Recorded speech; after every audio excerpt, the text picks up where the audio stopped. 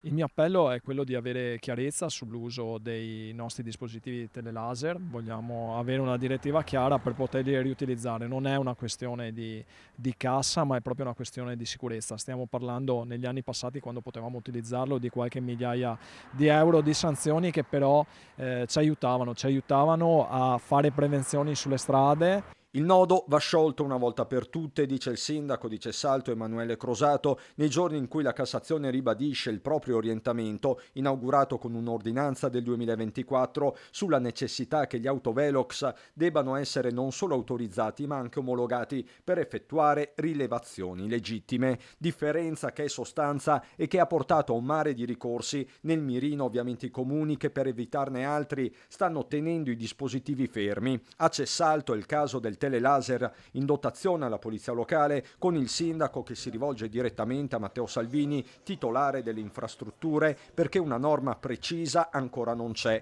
e le circolari da sole, pare di capire, non mettono al riparo le pubbliche amministrazioni. Al ministro chiedo di aiutare soprattutto i piccoli comuni, i sindaci dei piccoli comuni come il mio a dare delle certezze. Cessalto è un comune particolarmente martoriato dall'autostrada, dalle strade, da un grande traffico. Siamo a ridosso dell'estate e quindi credo sia opportuno accelerare in questo tema. Intanto gli incidenti non si fermano, a Cessalto come altrove, mentre in tanti, soprattutto via social, continuano a evocare Fleximan che ogni tanto fa capolino nelle cronache.